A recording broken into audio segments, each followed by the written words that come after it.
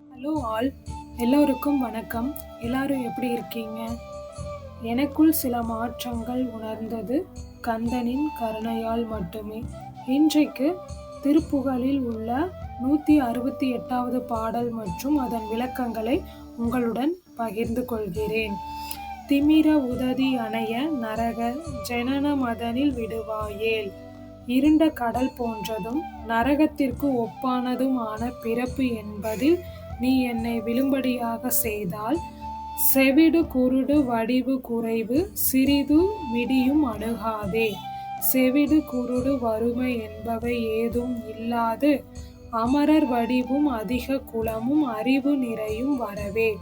தேவ லட்சணமும் உயர் குடிப்பிறப்பும் அறிவும் நீதி ஒழுக்கமும் எனக்கு வருமாறு நின் அருள தருளி எனையும் மனதோடு அடிமை கொளவும் வரவேணும்.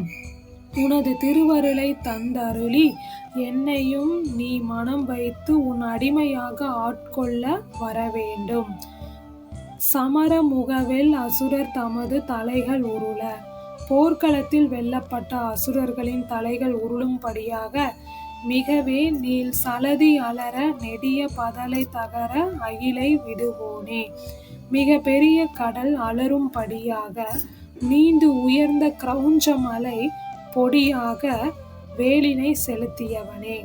வெமர வனையில் இனிது துயிலும் விழிகள் நளினன் மருகோனே. பாம்பு படுக்கையில் இனிதே துயிலும் தாமரை கண்ணன் திருமால் மருகனே. மிடறு கரியர் குமர பழனி விரவு அமரர் பெருமாளே. கண்டம் கருத்த சிவனின் குமரனே. பழனியில் வந்து தொழும் தேவர்களின் பெருமாளே. முருகனின் பாதங்களில் மலர் தூவி திருப்புகழை பாடி கந்தனின் அருளை அனைவரும் பெறுவோம். நன்றி, வணக்கம்.